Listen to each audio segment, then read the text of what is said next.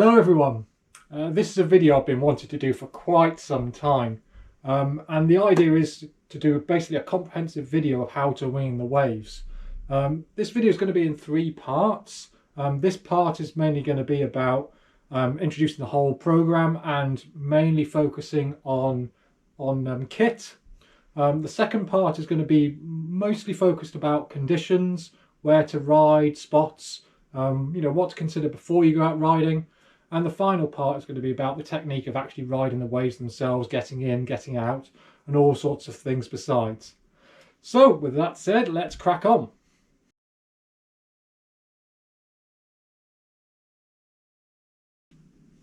Right, before we get started at looking at boards in some detail, one thing I wanted to mention is that in order to ride your very first waves, just to have a go at things, just ride whatever equipment you've got. The important thing is to have a go, really. Your kit doesn't need to be ideal, and that is the kind of going to be the things that I'm going to be talking about, sort of more ideal bits of equipment, what the trade-offs are with various sizes of boards and wings and foils. Just keep this stuff in mind when you're riding and when you're considering what your next purchase may or may not be. Okay, with that said, let's look at some boards.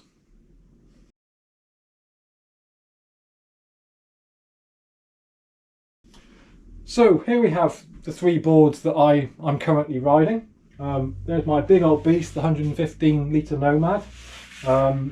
My daily driver, which is the 75 litre Phaser. And yeah, this board is, I bought it for proning. It's a 46 litre Phaser, but I really enjoy it winging as well, and it's quite doable. Right, let's make a start with the 115 litre Nomad. So this is 7'6" long. Given all that length, it's got quite a bit of swing weight, so it does tend to take that little bit more effort to turn it, and generally when you're turning it, it'll be more bigger arcs effectively. It also has the mast track quite far forward, so it can be quite easy to touch the rear of the board down into the wave. But given that if you do this, the board recovers very, very easily. It's down, it's back up again.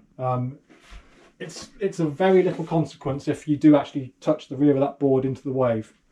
Yeah, so this is great for those real kind of marginal light wind days where you maybe would consider I probably shouldn't even be foiling in the waves at all, but I like going out in those kind of conditions. But yeah, it's a great board in the waves, and it seems to really have a lot of momentum. Once it's on the wave, it just seems to want to keep going. When you pump it, because of the extra dimensions of the board, your pumping effort seems to go directly into the foil. It doesn't kind of tip up and down as much as it would on a smaller board. So it seems very, very efficient in the way it pumps as well, which is quite surprising, because you normally think the smaller boards are very, very efficient for pumping. But the way you pump just seems to transfer force into the foil. It's very, very strange and kind of a little bit counterintuitive. But yeah, it really, really works.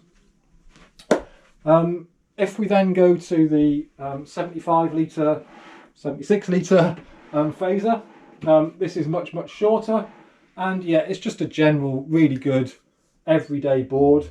I do like a bit of extra volume in the waves. Last year I used to ride the 90 litre, and that was great. The one thing you really don't want to happen while you're out in the waves, especially if the wind is remotely marginal, is for you to fall off, for you to be in the impact zone, and then you're really struggling to get back on your board again while there's waves crashing down on top of you.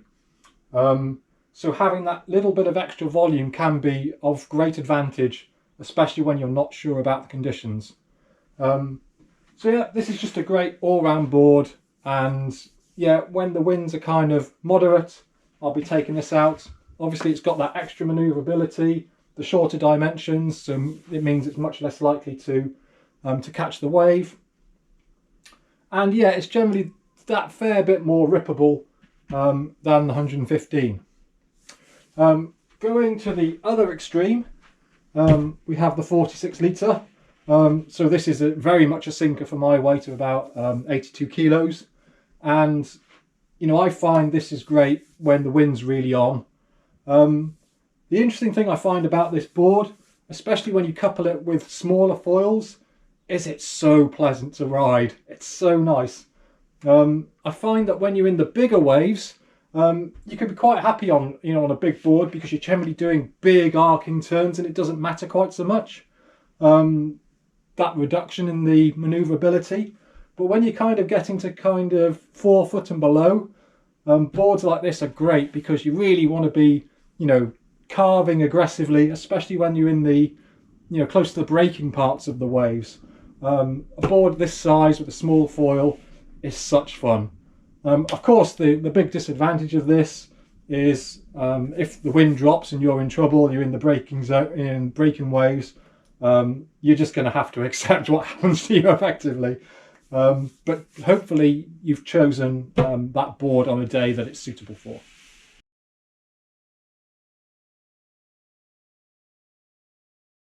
Now all of these boards are using quite surf inspired shapes, so they're pulling in towards the nose and towards the tail. This means that it's much less likely to kind of hit the wave in those areas. You can get boards which are, you know, much squarer than this, and you know, they are a little bit less suitable, especially in the bigger sizes in the waves, because those areas are going to be the points where you are likely to be hitting the wave accidentally. Another quite nice feature to look for is if you have the bottom of the board narrower than it is at the top. This again reduces the width of the board in the location where it is most likely to touch down on the wave, and that's a nice feature. It's also worth talking about foot straps. I tend not to ride foot straps all that much in the wave, and it is kind of a personal preference. I've got these on this board because I use it for kite foiling. Having foot straps on, you know, gives you a nice point of leverage to really kind of help you control the board. But your foot is locked in one particular position, you can't really move it. So I think, you know, with foot straps on, you've got that extra bit of control, but you don't really have the ability to move your feet. Whereas with, if you're riding strapless completely, you can choose to put your feet in the perfect position for what it is that you want to do. And generally I prefer that, because I think it's just a little bit better technique wise. But, you know, try both and see what works for you.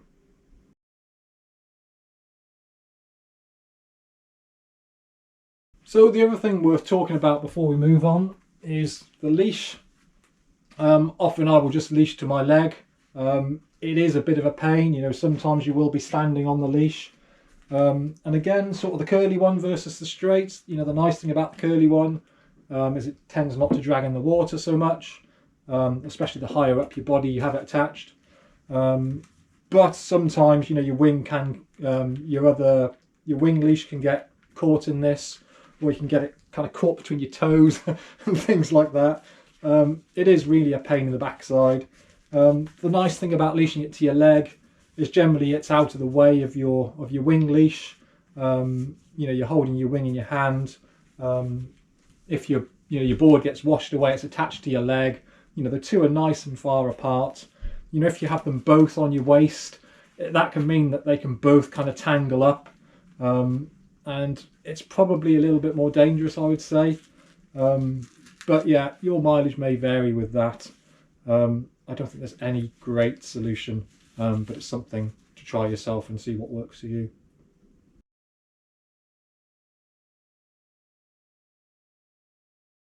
So let's move on to foils. Now the first thing worth talking about is the size. If we get a foil such as this one, 1600, this will foil very, very early, but it won't have a particularly high top speed, and this can become a problem. So if you're in particularly fast moving waves, whether they be longer period or they're out far from the shore, it's possible that the wave will simply just outrun the foil and you just won't be able to to ride the wave because the foil is too slow for it. Another disadvantage of these larger foils is that they are big and it takes a lot of effort to turn them. So they are generally that bit less manoeuvrable. But for use in light winds or going straight down the waves, provided they're not too fast, these are a great option. If we go to the other end of the spectrum, we've got an 800 here, and this is by no means the smallest foil you can get, but it's probably about as small as you might want to go for a lot of UK conditions. Obviously these take a fair bit more wind to get going and a fair bit more speed, but once they are up, they are rapid.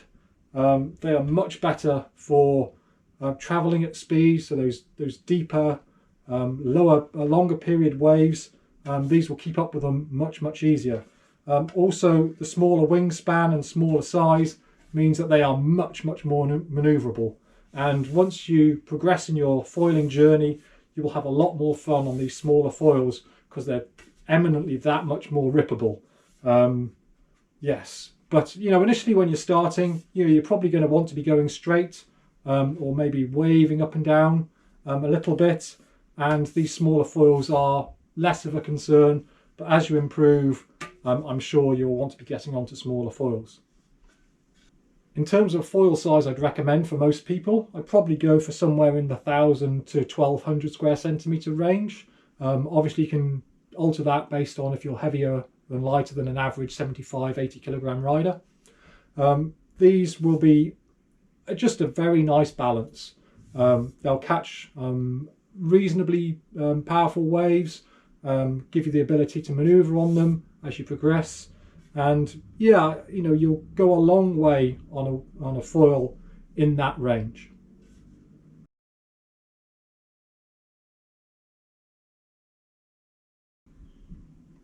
So let's talk about aspect ratio. So here I have a nice low aspect ratio foil. This was my very first foil that I started my winging career on.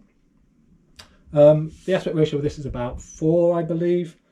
These foils are that bit slower, they've got less glide, but they are quite manoeuvrable around this axis because they tend not to be they don't tend to have that width. These foils are very good for beginners, but it's fair to say that not many people tend to be riding these in the waves, and people tend to be preferring the medium and high aspect ratio foils, which I'll go on to now. So let's go to the other end of the spectrum and have a look at a high aspect ratio foil. This one's only about an aspect ratio of 8, which is by no means super high aspect by modern standards, but I'll use this as an example. So these tend to have a great amount of glide. They're sort of very efficient, but their wide width means that they are that much more difficult to turn, certainly around this axis. They can travel very fast through the water, and they are good for those deep or powerful swells. Also great for pumping. But yeah, they are that bit less rippable effectively. You tend to be doing bigger, more arcing turns, which can be quite good on big waves anyway, because you tend not to be wanting to be really ripping on those. If you combine this with a smaller size, then you can start to get the best of both worlds. But a lot of people are tending towards the more medium aspect for wave riding, which is what I'll go on to now. And finally, we have the mid aspects. These are aspect ratios of 6, 7s and 8s generally, and these aim to give the best of both worlds. Speed and glide, and also a fair whack of manoeuvrability.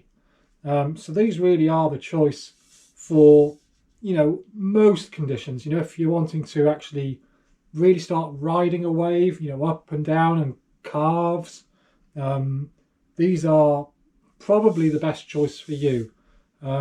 The higher aspect ratios are generally big wide arcing turns or very efficient far out riding, whereas these are more about getting closer in towards the shore, still riding those swells, but not quite so big, and then getting in towards the sort of the more braking parts of the wave, where you're riding up and down and doing cutbacks and all of those lovely things that we're going to talk about in later sections when we get onto the technique.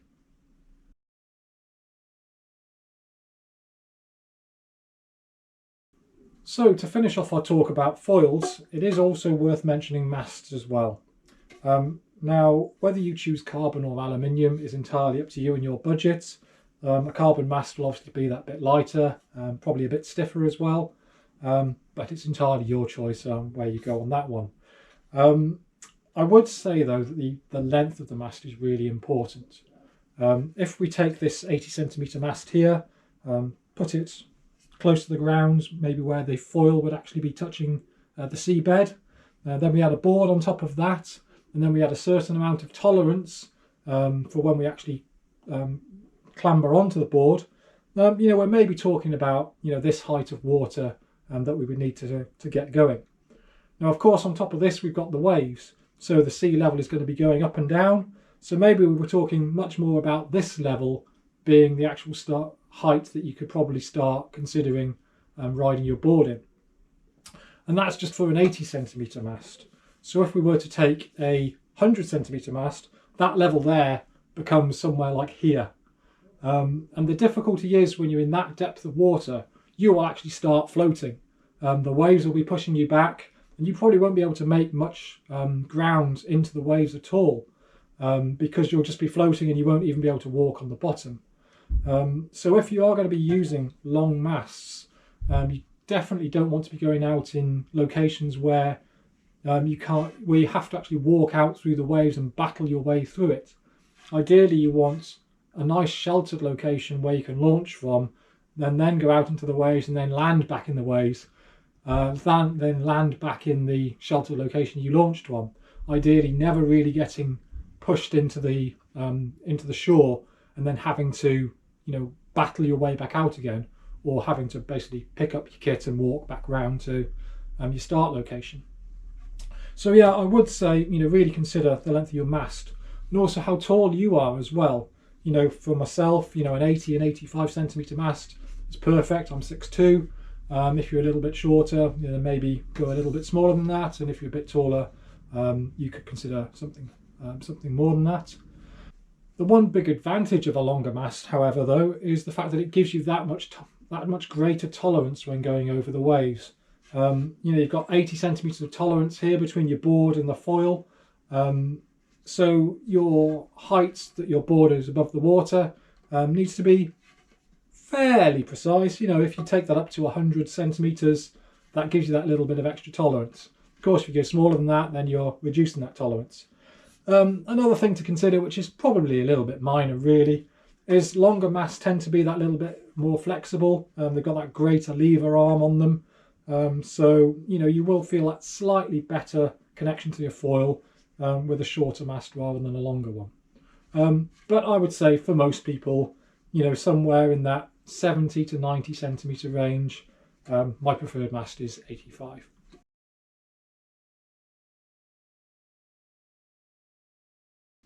And last but by no means least, we have wings. Now, wings, I would say, generally you don't want to have too big a wing. Certainly like 6 metre is probably the biggest you ever want to go for riding in the waves. And even that, you probably really want to be on a 5 if you can. And yeah, the smaller they get, the better it is. The less likely they are to catch. Generally, you do want to be ideally riding in those kind of stronger wind conditions, because then you can ride away from the wind without the wing dropping down. So yeah, ideally, go no bigger than a 6 certainly. And yeah, the smaller the better that you can get away with, really. Although I would say that it is nice to have that safety net of power. If you fall in and you've got a big set bearing down on you, you don't really want to be kind of underpowered for the conditions. You want to be comfortably powered. So pick whichever wing is right for that given conditions on that day. But yeah, if you are going up to like 6 meters, it might be difficult to kind of really enjoy your session, because that is a lot of wing. and that's probably going to reduce the amount of maneuverability you're going to have. And if you're just riding straight towards the beach, then you're probably fine. But if you are wanting to carve, that 6 metre is going to get in the way. So in terms of wing choice, largely just ride what you have. In terms of kind of options that you might want to go for, generally the more the technical, more higher performance wings, with the Dyneema or Hookkeeper leading edge. These tend to be lighter, so they flag out much nicer. You can ride away from the wind that much easier. They tend to have more narrow leading edges, so they penetrate the wind much better. So if you're riding upwind on a wave, they will be that much less draggy. Generally, you do want a nice lightweight wing. This one is nice that it has the transparent canopy, which can be good to look through and see the wave, because often the wind can block your view of the wave. So that is nice, but this one, that canopy is that little bit heavier, so it swings and roundabouts in that kind of respect. In the Airus range, the Nitro is the wing of choice for wave riding, and that has a lighter weight canopy. Each manufacturer has their own wave related wing, so it's probably worth just looking at which wing is specific in their range for wave riding.